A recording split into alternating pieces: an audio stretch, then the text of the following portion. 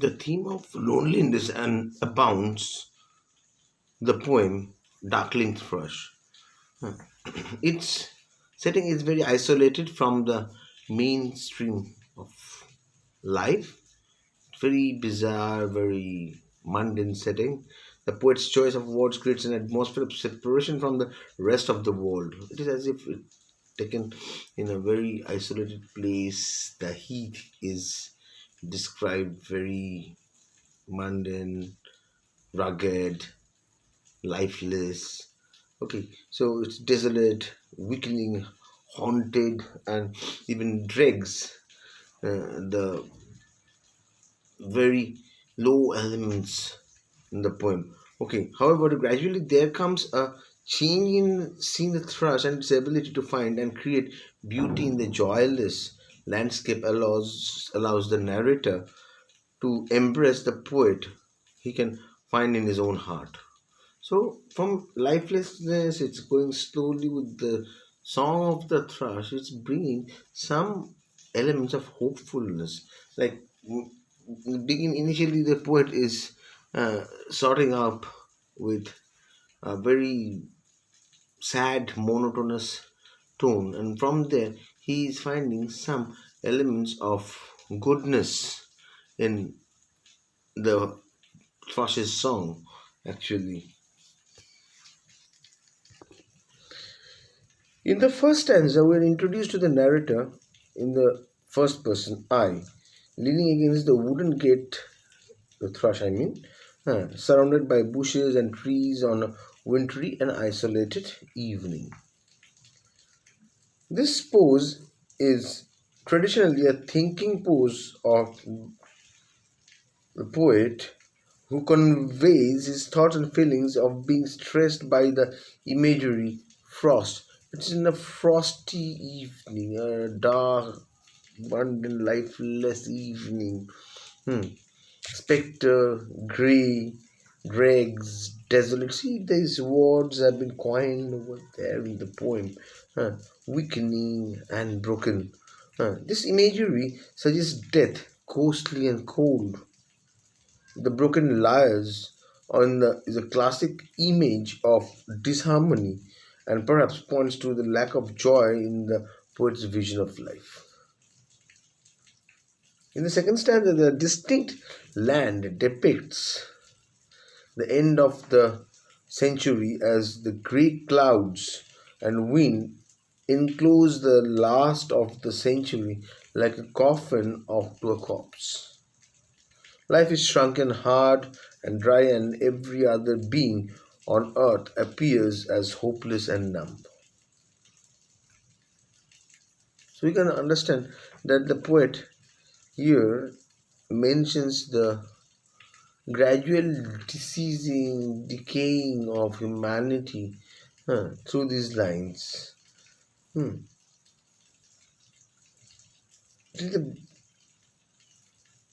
broken lyre is a classical image of disharmony and perhaps points to the lack of joy in the poet's vision of life. See, because we understand Thomas Hardy as one of the pessimistic writers. So through his he calls himself a poet always, but we majorly know Thomas Hardy as a tragic novelist. His novels are basically tragedy, and the life there, the protagonist suffers decay. Like, see, the protagonist is only a part of the place that he belongs to. That is the Egdon, I mean, the Wessex life. So the of Southwest England.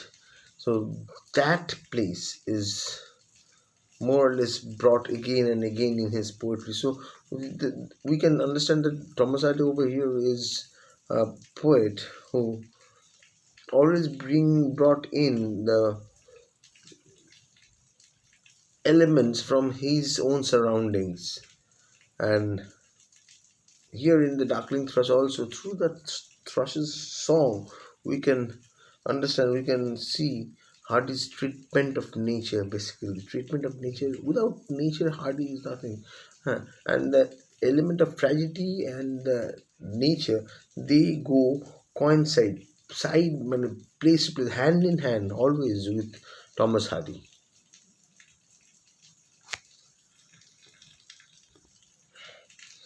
See, the alliteration in this stanza intensifies the atmosphere of gloom and death. Everything is seen in terms of death.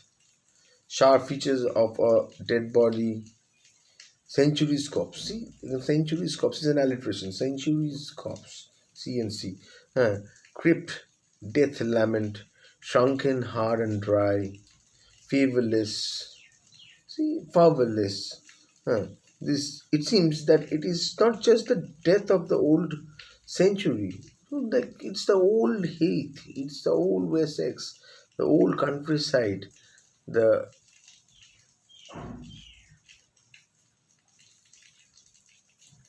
nature there is typically like untrodden.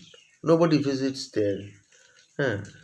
It's abandoned, quasi-human. Life goes on very slowly over there. So definitely life flow, the rapid nature of life is here very much sunken. Okay, so in the third stanza, the song of the thrush is seen as a fatuous optimism. Now, slowly and gradually, we move from lifelessness to into back into life. Like this movement of life through hopelessness, through nothing. We see Thomas Hardy always creates the character which brings in something good, and this is the magic of Thomas Hardy. See, like his great characters which has been portrayed in his novels are similar, always similar in nature. Hmm. So that may be Farmer Gabriel, oh God, the mayor of Castbridge, hmm. anyone, even the people, characters who survived or suffered very much, like Tess. Hmm. So these characters, they suffered in life, but they didn't give up life. Came into life. They went through the sufferings, and from there they brought the elixir of life, or you would say the living force that nature always persisted. That has been always there in Thomas Hardy's poetries, or definitely the mm, novels uh, for which he has been so famous. Okay, so the final stanza over here we see it is suggested that the idea of religious faith is conveyed through the thrush's caroling, reminiscent of Christian carols and blessed hope. Now, hope is always blessed. Hope is vehemently the power to survive among the odd situations in life. See, the Song of the Thrush is seen as a very optimistic view of life. Hardy chooses an old, frail, scruffy looking thrush, a very old, very rugged. See, the thrush itself is also looking mm, similar to the place that it belongs to, the heath. The that is there. The heath is very dreary, rough. So is the thrush. Hmm. Not the nightingale of Milton or romantic tradition. See, if it had been in a romantic time, huh? So nightingale, ode to nightingale, as we see in Keats. Hmm. So the thrush represents the optimism and hope of the future. Now here comes the thrush's futuristic view. The thrush's song is carrying a note or a chord that is connecting between the hopelessness, lifelessness of the poetry in back to something into life. The thrush represents that optimism of or hope in the poetry, and it is equally ironic since it is an aged thrush. So now you see, like, how can that aged thrush, a thrush that is old, aged, hackneyed, and that is being who is not full of life itself. Like, the life is not there for the thrush. So even it is at the verge of the end of life, but still we see that the thrush is bringing somewhere connecting life. The cord of life is dangling there. Okay, so you see, like, it is a hopeless, uh, frail, aged thrush.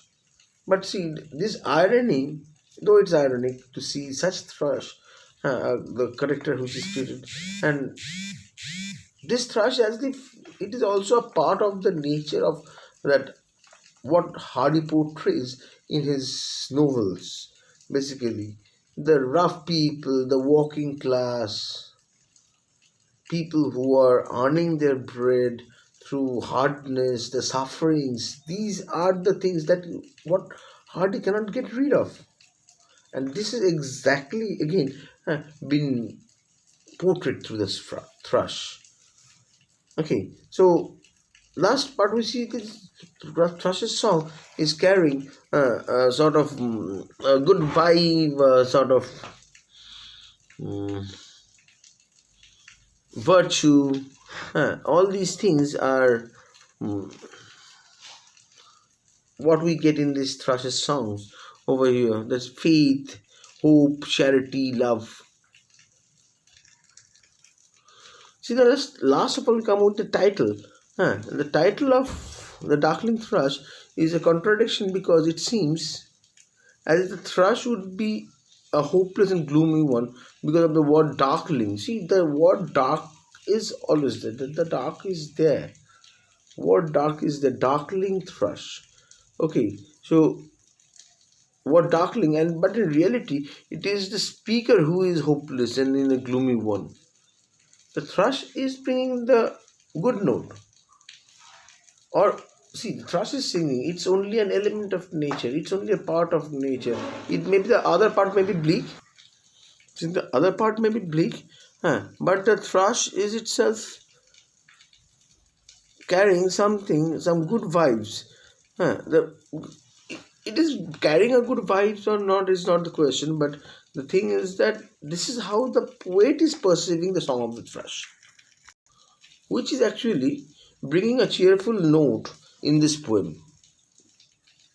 So overall, the analysis of Darkling Thrush, we see uh, a rough nature, roughness, lifelessness, bleakness, hopelessness, and amidst this, the little strain of this Thrush's song is carrying a sort of hopeful desire.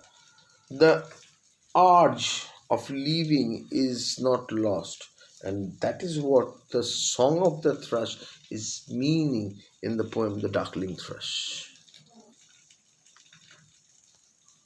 If you find this video to be helpful to you, like the video, comment on the video, ask questions if you have got any other questions to be asked, share it with your friends, and don't forget to subscribe the channel. Thank you very much.